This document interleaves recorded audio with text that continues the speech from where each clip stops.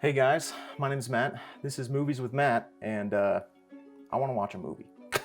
I want to start this channel because I want to start reviewing some movies and watching some good movies. As a film student, you'll be able to hear kind of my opinion, what I think about some of the movies we'll watch. I love movies. I've grown up watching movies. I assume like most people, movies have been my life, and I find great joy and creativity in the medium and the art form. If you want to recommend me a movie, or if you want me to watch a specific movie, leave a comment down below and we'll give it a watch and you can hear my opinion and my review on it. So, all right, without further ado, let's get started. Man, I love A24 and the stuff that they've been putting out recently. As a film student, and especially someone who loves film, this style of cinematography is one of my absolute favorites. It's just so simplistic and it's so calm and slow, and everything is so symmetrical and expertly placed and kind of positioned throughout the scene. And the music, oh my gosh, I can't get over how good this movie is. Something that I learned actually was that with this mini set here and with the real set was able to be deconstructed room by room, just like the miniature set. And then just like that, it switched into the real shot. The sinister, like deep cello and the high strings. So sinister. Something that I never noticed the first one or two times I watched this movie is the necklace she's wearing is the same symbol that's seen throughout this entire movie. See, even the grandma's wearing the same symbol. Those clicks. Traumatizing. I still don't know what she did. Touched her lips or something. What is that? Honestly, that's literally my family. My sister's allergic to peanuts. And when she was a little bit younger, anytime she ate anything, it was just like, is that peanuts in it? Is that peanuts in it? I know what that's like. Wanted me to be a boy. This whole scene has a whole nother level of meaning after you've seen it, because you realize how controlling the grandmother was over their family for obvious reasons.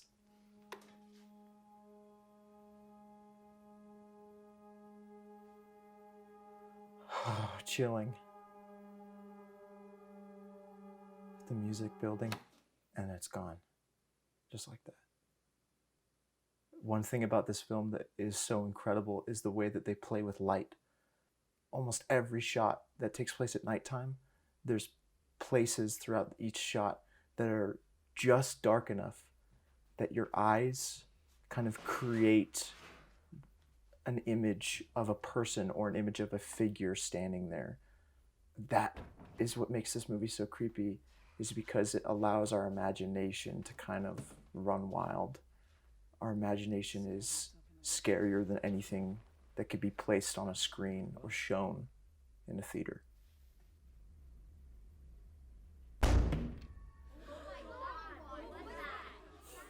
What was that? Why? Because he literally refuses to look at all the signs that are being... Something that was on the board is the themes. Okay. One of the themes was escaping fate, which is ironic considering what this movie ends out to be. And that is the first kind of significant symbol of beheading in this movie. I could watch this movie 100 times and still feel the anxiety that this movie brings.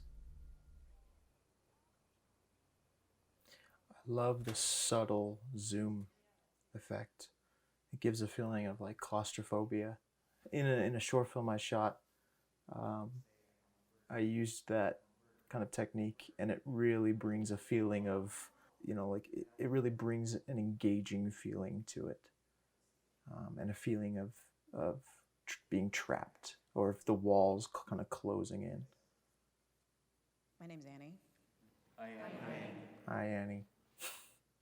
Notice Joan is in the the left-hand corner. I never noticed that And then the she first was time I murdered watched this at the movie. end. Before that, I mean, we were, and then we weren't, And then we were. I've seen this movie too many times. I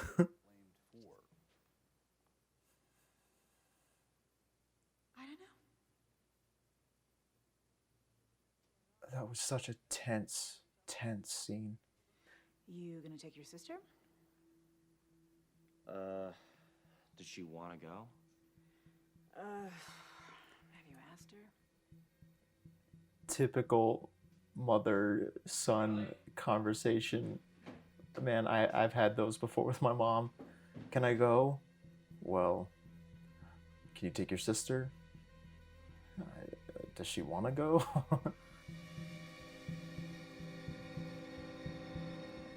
I love how they almost don't show you what it is. You can kind of see it. You can see that there's someone there in the circle of fire, but it's too distant to really, really make out what's going on or what's happening out there. Like I said, this movie relies on your own imagination to kind of fill in the gaps, which can be much more sinister and evil than anything they can show. Fine. Good, you're going. She's going with you. Great. Listen, I'm gonna say it. Charlie's accident, kind of the mom's fault. I'm just saying, she forced her to go. Oh, just kind of signifying that the cult is influencing everything that's happening. All right, what party, what party has anyone ever been to where they're just chopping nuts like over and over and over again? Hurry up, they're gonna run out. Come on, Charlie. I mean, it's definitely irresponsibility on the fault of the brother, you know. Whoa, Peter has weed. I didn't even notice that the first time, or the plenty of times I watched this, is on the screen of the computer when he walked in, there was a video of someone being beheaded. What do you mean? I think my throat's getting bigger. Honestly, as someone who in their family has the same allergy, this is like one of my nightmares, is something like this happening, you know, finding my sister or something in the middle of an attack and not having like an EpiPen or not being prepared.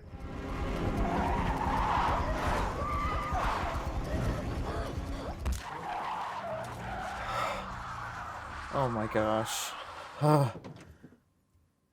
Every time. The first time I saw this movie, my reaction was almost exactly the same as Peter's, just kind of frozen in fear, not really knowing what to do, whether to look back. In my opinion, this is one of the most powerful scenes in the movie. Oh my gosh, I can't watch this. It hurts. You feel so bad. The fact that he doesn't stop to check on her, he just kind of walks into the house and goes straight to bed, is menacing.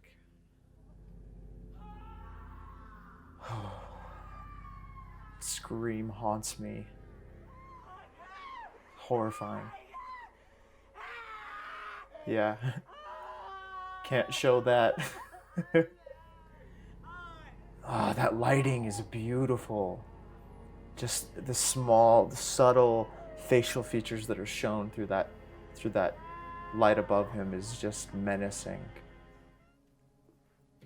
Man, where do you even find a fan like that? I've never seen one like that. I love the red, the dark, deep red that it brings every time it's kind of inside of this treehouse. See, this is great. Another thing that Ari Aster does really well is he uses just a simple cross dissolve from one scene into the next. It's simple. I'm sorry, really, I can't, I really did forget something. My son died. For some reason, that line always kind of cracks me up. She's just like, she's talking, oh, I gotta go, and then all of a sudden, just, my son died. Sergi.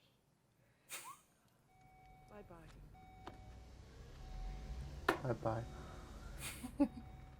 Feels like every single scene ends with a big sigh, because like the tension is so high. Even in simple scenes like that where it's just two people talking, for some reason there's just tension in everything. Every bit, every piece of this movie is just like pure tension, and I love it. I love it so much.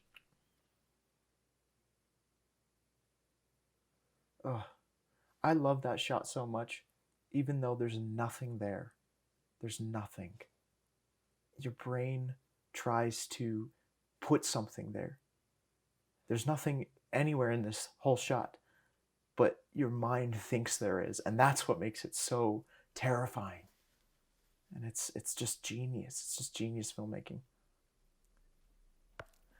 The paint just falls over without her even touching it. She doesn't bump the table. She doesn't move anything.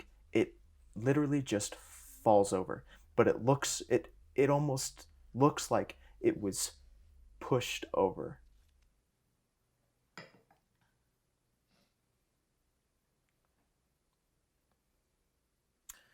That is another thing I've noticed before watching this movie, but I never fully understood what the meaning of that was. Did Joan kind of try to drug her or something? Did she put something in the tea? If you know, explain what that is or how kind of that relates into this whole thing, because I'd really like to know. And it was impossible to convince them that it was just sleepwalking, which of course it was. I mean, yeah, it would be hard to convince someone that you didn't try to kill them when you tried to kill them. Fun fact about this scene is every time it switches angles, they're eating different food, which is really interesting. Obviously, you can't see it that well, but pretty much almost every shot, Ari Aster said that they had switched out food for different food. See, it's obviously in a different position in that shot, which is, I think it's just funny, finding little continuity things like that. Don't you swear at me, you little shit! Don't you ever raise your voice at me! I am your mother! Because nobody admits anything they've done!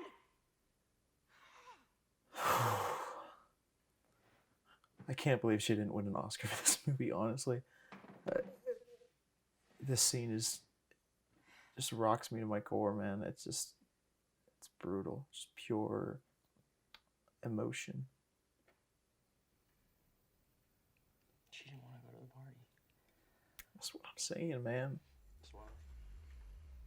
Louis, are you okay? Are you in pain? It's okay. It's okay. I wonder how they moved their hair. Louis. If it was like a gust of air, or if they had some of her hair like attached to a string and they might have pulled it. I have no idea. This is incredible. The way that they did this is they had to drill into a piece of chalk a little magnet, which then somehow they had another magnet directly underneath of it, obviously moving it in the pattern of I Love You, Grandma. But then how it kind of is stronger in some areas, it blows my mind, because this is all done practically. At least from what I understand, it's done practically. But remember, your whole family, every member needs to be in the house. Your son, everyone. That seems kind of sus. Okay. I'm just being honest. That kind of make sure everyone is inside. This is the only part that scared me, and like actually scared me in this movie, like made me jump. Jeez, I've seen this and I still jumped.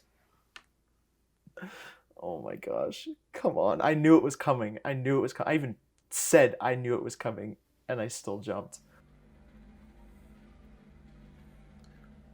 I wonder if the ants symbolize anything specific other than Charlie's head being, eaten alive by ants. I wonder if they have like a specific meaning as to why ants, but maybe I'm just speculating too much. Maybe I'm just thinking too deep. Who knows? Come downstairs. I'm gonna try something together. Come on. Man, I feel bad for Steve. He's just trying to be a good dad. He's just trying to do good by everyone. and his whole world is just kind of falling apart slowly. It's really sad. Hello? Oh, it's her voice, but it's like a combination of the two voices, which is really creepy. What's happening? What happened? Oh my gosh. Like I said before, every scene is so tense. I feel like I can't breathe while watching this movie. It's just like the tension is palpable. That is my favorite cut in this entire movie. It's so well positioned and placed, and it makes sense, and it's just beautiful.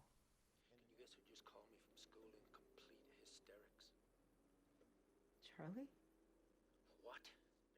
It still hasn't connected with her yet that she's gone. Because the first person she assumed called him was Charlie. This is kind of, she hasn't really dealt with her grief. She hasn't really dealt with the reality that her daughter's gone.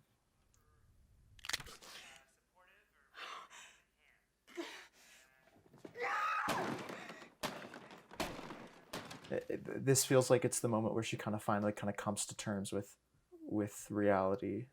I mean, she just destroys all of her work in the process, but it kind of feels like she's starting to deal with the grief.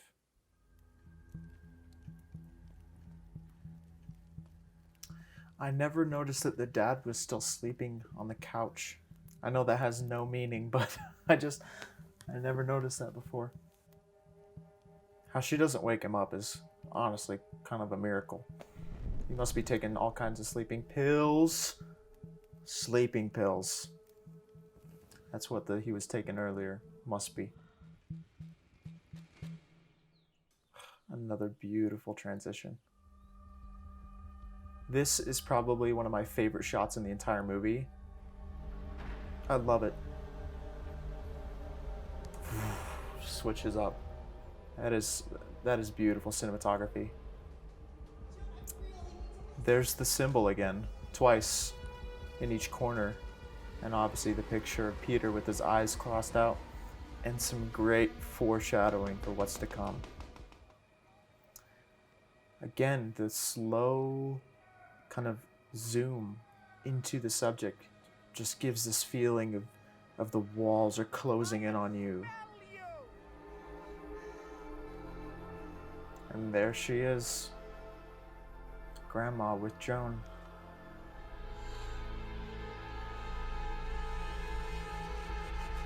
From the beginning, the cult has been cultivating this moment for years, probably.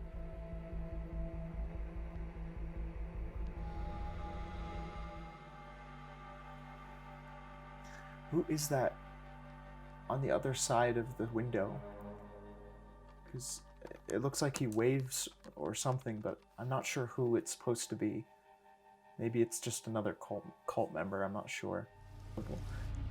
Gosh dang it. I love the sound design of this movie. It's so pretty and menacing and evil. The way I've described its people is it's beautifully evil. It makes you feel peaceful, but at the same time wrong and unsettling, and it's just breathtaking.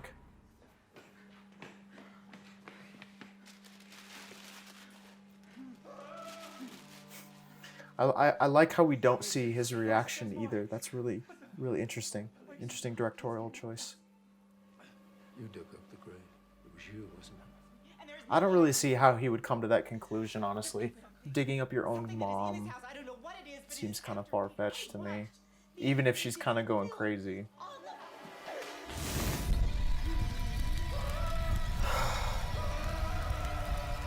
Oh my gosh.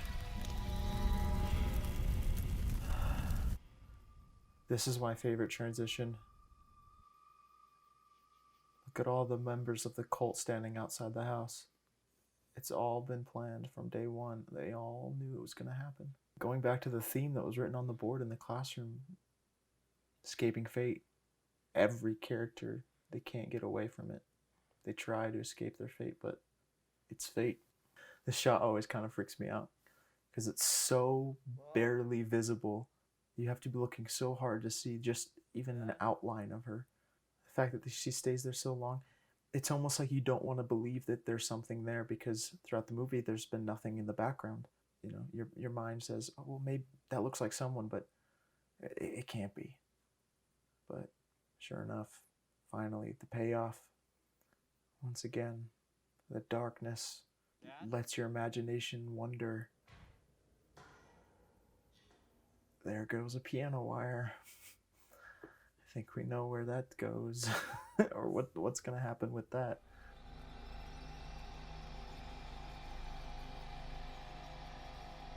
His ring. I love how it stops on his ring to show that it's the dad, to confirm it to him. What I love about this is it's not her that made the noise. It's someone else.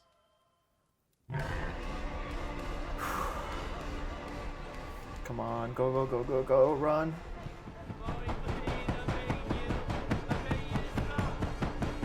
That's the stuff of nightmares right there, man. Horrifying to see. I love the orange and green tone too. Like it matches so well with the music and the sound design. The color palette of being a more green or dark mixed with the yellow and the orange, it brings that feeling of warmth and coldness at the same time. And I feel like that's what the music does as well, is it brings a feeling of peace, but also a feeling of fear at the same time, which is incredible. Oh, that sound. Oh my gosh.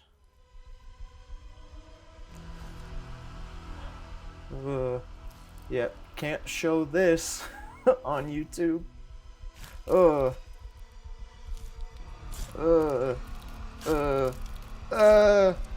stop. Stop. Ah. Oh, it's so gross. Oh, she's going faster. Ugh.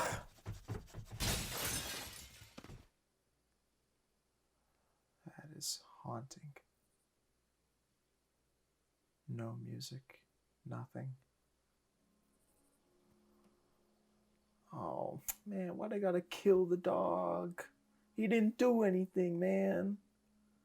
Once again, the music, just the very subtle, okay, there's some naked people, but the very subtle, calm, almost happy feeling you get from the music is completely contrasted by the horror that you've just witnessed on screen. And so you're conflicted as to whether you should feel peace or feel happy, or if you should be horrified at what you're seeing, because you're feeling both at the same time.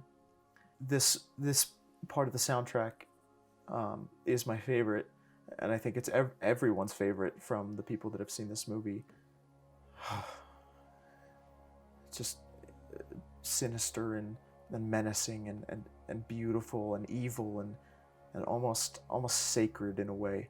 Like what you're witnessing is sacred. There was a bird in a cage. I never noticed that before. Man, I can't breathe watching this. This is with the music. Oh my gosh, I just like non-stop chills. You are Paimon, one of the 8 kings of hell. It gives me chills every single time I see this. Hail, Paimon! Hail, Paimon! Hail, Paimon! Hail!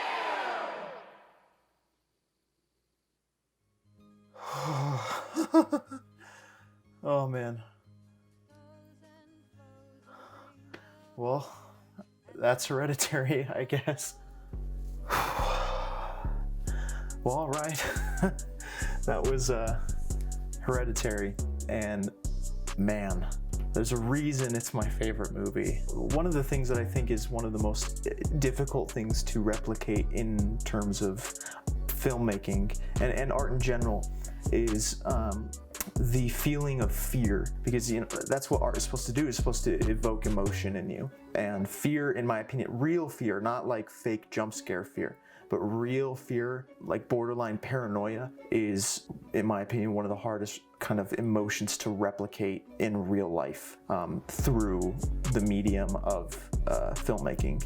This movie, it truly does just kind of shake you. It creates this feeling of, or you feel unsettled by watching this movie. This is the kind of movie that makes you think for a couple days. The first time I watched this, this is the only thing I could think about was this movie. Ari Aster is a genius. He is an incredible director. He has this amazing ability to tell a story and to tell it in a way that is next level. And he is going to be a big, big filmmaker and director. He will be a household name for directors. I can guarantee it. The symbolism in this movie is just heavy, and I love it so much. It's incredible how all the things that you see in the movie, everything has meaning, or everything kind of has a double meaning or a hidden meaning. Hereditary, even the title makes sense. It's hereditary, as in something passed down generation to generation. Obviously the grandma was, I guess, some sort of queen or leader of their cult, and their goal was to summon Haman, the king of mischief, or the god of mischief. Throughout the film, and even before the film takes place, the grandma tried to do the same thing with Annie's brother, which is why the brother killed himself. Great movie. Definitely recommend watching this on your own. Watch it when it's dark with the music blasting, so you can hear every detail and you can see every detail. And this movie will stick with you for a long time. Alright guys, thanks for watching. This has been a great movie. I love this movie so much.